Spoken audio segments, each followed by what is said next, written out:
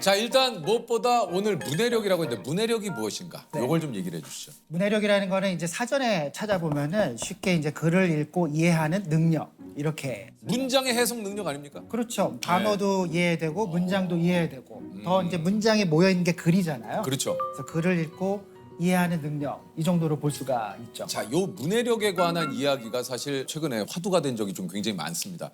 무엇보다 요즘 그 젊은 세대들 뭐 문해력이 떨어진다 이런 이야기 뭐 기사들이 또 좀 많이 나기도 하고 대학생 단체 톡방에서는 금일을 금요일로 오해하는 해프닝이 발생하기도 하고요. 한 기자님께서 사흘 연휴라고 기사를 썼다가 왜 3일인데 4일이라고 하냐? 뭐 이런 또 이야기도 좀 들리고 심지어 사흘이 포털 사이트 검색어 1위까지 한 적도 있다고 해요. 맞아요. 아, 진짜 있었던 일이죠? 그 진짜 있었던 실화입니다.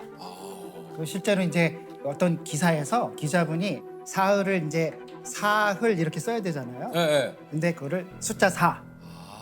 흘 이제 이렇게 쓴 거죠. 아 쓰고 근데 정말 죄송한데 사흘이 3일입니까? 몰랐어?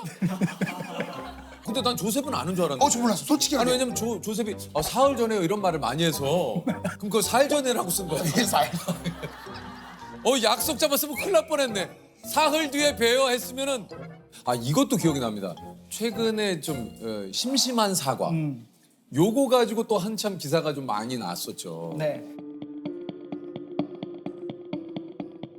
그 심심한 사과가 이제 원래 마음 깊이 사과한다 이제 그렇죠. 이런 그렇죠. 뜻이. 마음 심자 서서. 마음을 네. 담은 사과. 근데 이제 그게 사과를 하는데 왜 심심하냐? 그 성의 없이 그렇게 사과해도 되는 거냐? 맞아요. 심심한 거를 지루하다 이렇게 이제 알아듣고 그렇게 이제 SNS에서 싸움도 벌어지고 갈등이 맞아요, 생기고 맞아요. 이제 이런 일이 좀 생긴 거죠. 비단 그 젊은 세대의 문제가 또 아닌 것 같은 게 수학여행 가정통신문의 중식 제공을 보고 왜 한식이 아니라 중국 음식이냐? 네. 예, 그 학교에서 교과서는 도서관 사서 선생님께 반납하세요. 예. 이런 문구를 보면 학부모님이 이제 그것도 잘못 알아두셔서 교과서를 직접 사서 반납하는 그런 일도 좀 벌어집니다. 그런 일이 또 벌어집니다. 그런 일이 뭐 실제로 있습니다. 이제 어휘라는 게 기본적으로 언어의 재료예요. 그러니까 우리가 이제 요리를 할 때도 맞아요. 신선한 재료, 다양한 재료가 있어야 국도 끓이고 찌개도 끓이고 볶음도 하고 찜도 하고 이러잖아요. 어휘도 마찬가지로 내가 여러 가지 말들을 많이 알고 있으면은 나의 감정을 좀 섬세하게 표현할 수 있고 맞아요. 상황 설명도 잘할 수 있고 맞아. 서로의 감정도 잘 교류할 수 있고. 예. 그래서 네. 여기 이제 그 오늘 준비한 게 중학생 자녀들을 대상으로 한 어휘력 테스트라고 해요. 자, 자녀의 어휘력은 중학생 자녀에게 아래 상자에 담긴 단어의 뜻을 적게 해보라. 세 단어 이상 정확한 뜻을 썼다면 평균 정도의 어휘력 수준이 셉니다. 자, 신압으로. 저는 이거 좀 뭐- 약간 신나는 느낌이 신나요? 신나불어. 죄송합니다. 이게 원래 의신연스럽다는 이제 어떤 뭐- 느낌이에요? 의신연스럽다는 그야말로 의신연스러워. 그러니까 조셉 뭔가 칙칙하다. 의신연을 얘기해 줘야 돼. 심오하다. 뭔가 어두침침하다. 스산하다. 스산하다. 이런 느낌. 그러니까 믿었다. 요거는 제가 조셉 얘기해 보세요. 요건 최근에 배웠습니다. 네. 믿음직스럽다가 믿었다. 믿음직스럽다. 네, 요건 제가 이제 들었어요. 왜냐면 믿었다 하길래 맨 처음에 뭐 믿음이 없어 했는데 오히려 그게 아니더라고요. 네. 자, 과연 우리 친구들은 뭐라고 오답을 썼을지. 뭐라고 썼을까요? 대관절. 대관절. 대체 뭐라고 했을까요? 뭐라고 썼을지. 뭐 가장 큰 절이라고 하지 않았을까요? 큰 관절. 요거 쓸 것 같아요. 큰 관절. 맞죠. 신압으로. 정도구나. 신압. 조셉 맞췄네. 개편하다. 가재는 개편이다 이런 거 생각하지 않을까? 걔 정말 편하다. 개편하다. 오금 5개의 금. 그 스님 같이 생긴. 스님 예쁘다? 신나부. 약간 신나불어. 죄송합니다. 근데 이게 교수님 또 한편으로는 막 근데 그런 거 요즘 쓰지도 않는 표현은 뭐하러 그거 알아? 그게 그렇게 중요해? 이럴 수 있거든요. 그럴 수 있죠. 예. 네. 그래서 사실 이제 그 말을 뭐 몰라서 그렇다기보다는 이제 세대 간 경험이 굉장히 다르기 때문이에요. 그래서 세대 간 차이가 있는 거는 우리가 충분히 좀 이해할 필요가 있어요. 네. 근데 그럼에도 불구하고 제가 항상 10대로 사는 게 아니잖아요. 맞아요. 더 다른 위치, 다른 역할을 하면서 살아가게 되는데 그때 필요한 말들이라는 게 기본적으로 필요한 말들이라는 게 있거든요. 맞습니다. 또 사람의 관계도 이렇게 보면 우리가 어떤 말을 어떻게 쓰는가에 따라 관계가 좋아지기도 하고 뭐 틀어지기도 하고 이런 일들이 생기잖아요. 아 지금 교수님 얘기 들으니까 그게 생각나. 요즘 진짜 그런 얘기 많이 하잖아요. 습관적으로 아 짜증나, 뭐 개 짜증나. 그렇죠. 네. 짜증나로 다 뭉뚱그려서. 그러니까 뭐 예를 들면 저 가게 갔는데 생각보다 줄이 길어서 네. 좀 내가 불편해 라든가 이런 것들도 그냥 다 짜증나. 짜증나는 그 한마디로 다 퉁치는 거죠. 맞아요. 뭐 예를 들면은 이제 요즘 많이 쓰는 말들, 뭐 킹받는 거. 이걸로도 많이 하죠. 아, 킹받네. 근데 이게 연인끼리도 그렇고 친구들끼리도 그렇고 싸움이 일어나는 이유가 네. 나 오늘 안 나가고 싶어. 왜? 아니 짜증나. 뭐가 짜증나는데? 그치. 그냥 짜증난다니까. 그러니까 뭔지는 알려줘. 아까 그런 말 하지 마. 그냥 짜증나. 나 지금 짜증나니까 말 시키지 마. 그러니까 난 짜증 안 나? 그러는데 진짜 너무 킹 받네 정말 진짜. 왜 킹받냐고. 이게 사실 언어 사용하는 게 어. 사실 좀 에티켓이에요. 사람에 대한 예의고 이게 교감하는 활동인데 이게 섬세한 언어들을 썼을 때 더 정확하게 표현할 수 있고 맞아. 또 상대가 더 잘 이해할 수 있고. 근데 모든 걸 이제 어떤 하나의 말로서 그냥 모든 걸 이제 그냥 넘어가는 것들은 어떤 면에서 좀 게으른 거죠. 교수님의 지금 이 얘기를 들으니까 이 생각이 나요. 그러니까 내 감정을 평소에 표현하고 내 생각과 마음을 정리해서 문장과 단어로 표현을 하는 연습이 돼 있으면 이런 사람과의 대화가 그렇게 네.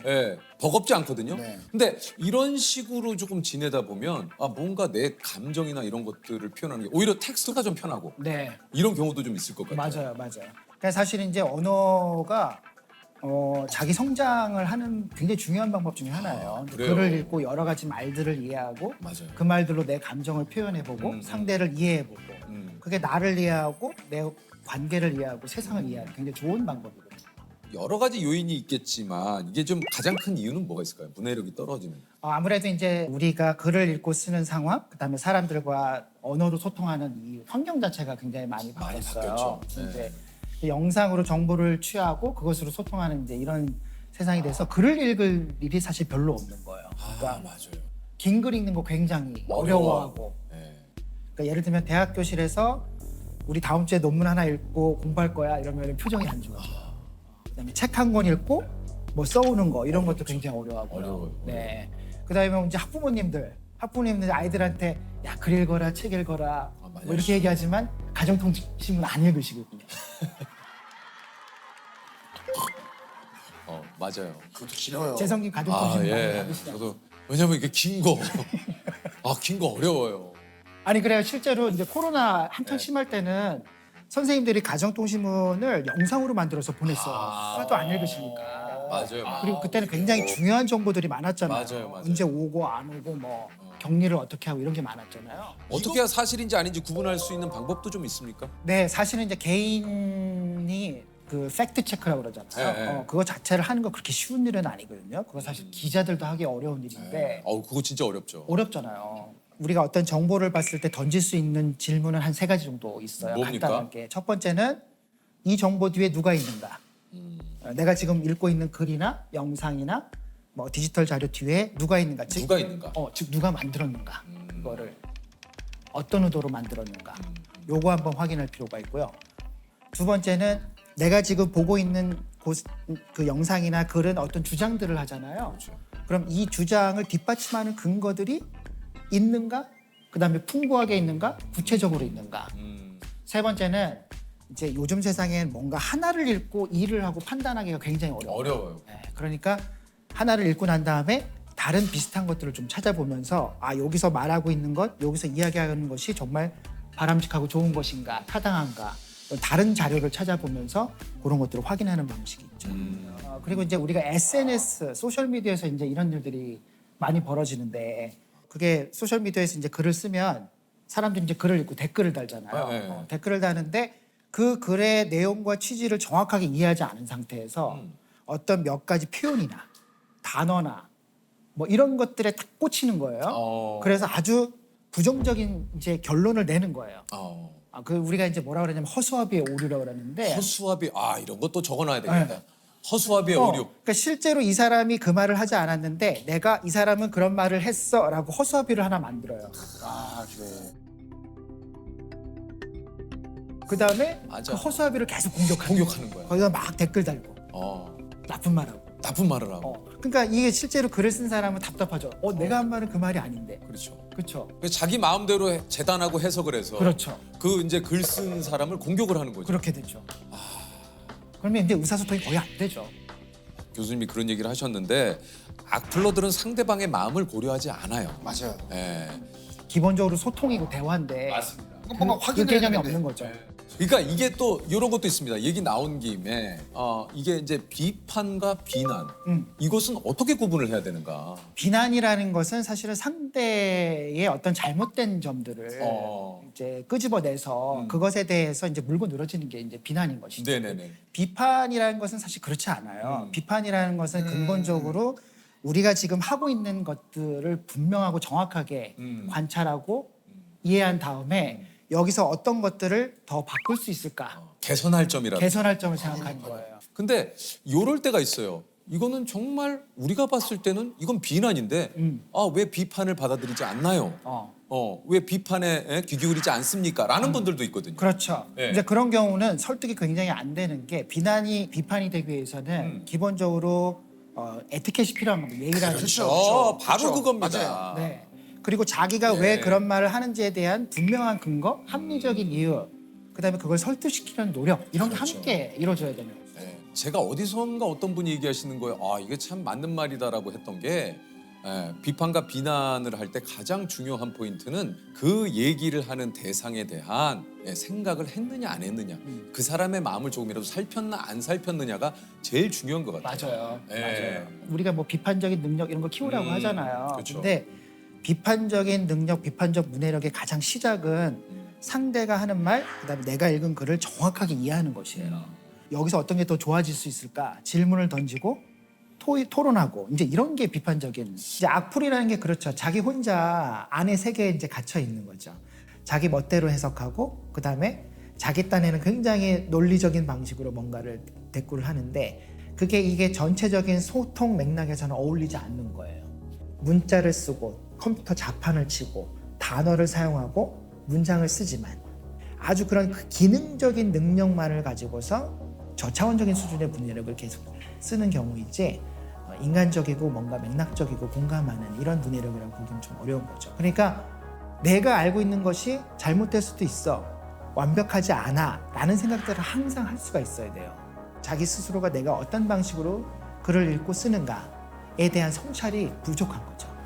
거기까지 나아가야 사실은 문해력은 의미를 갖는다고 얘기할 수 있어요. 그러면 좀 글을 읽을 때 좋은 방법이 좀 있습니까? 이제 책 읽기 어려워하시는 분들이 이런 말씀 많이 하시잖아요.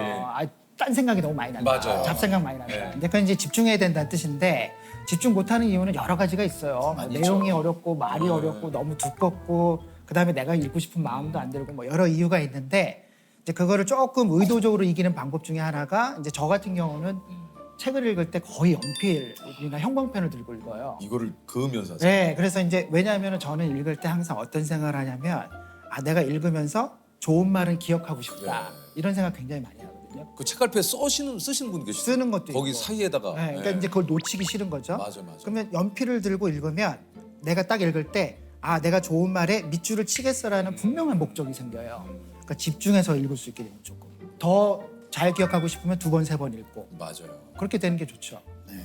이 독서 습관을 우리 자녀분들에게 키워주고 싶은데 그래서 많이 이제 부모님들이 하시는 게 책 읽으면 스마트폰을 얼마 하게 해줄게. 맞아요. 이런 방법 어떻습니까? 그게 사실 대표적으로 부모님들이 조금 실수하시는 부분. 그러니까 사실 책을 읽게 하는 게 목적인데 그렇죠. 이 상황에서는 책을 도구로 사용하는 거예요. 수단으로. 책을 읽는 그 경험 자체가 재미있고 의미 있는 것이다라는 거를 경험하게 해주는 게 굉장히 중요해요. 그걸 어떻게 경험하게 해줄까? 그러니까 예를 들면은 어린아이가 있잖아요. 엄마나 아빠가 책을 읽어주죠. 네, 그렇죠. 자기 전에 소리내서 읽어주죠. 맞아요. 그러면 아이들이 어렸을 때부터 뭘 경험하는가? 책을 이렇게 읽는 게 내가 엄마랑 아빠랑 옆에 자기 전에 살을 부대끼면서 목소리를 들으면서 경험이구나, 경험. 소중한 경험들이 되는 거예요. 그러니까 이제 그 경험이 책이라는 건 참 가치 있는 거야. 나도 엄마처럼 읽고 싶어. 나도 아빠처럼 읽고 싶어. 그래. 이런 마음들이 들게 하는 게 굉장히 중요하다.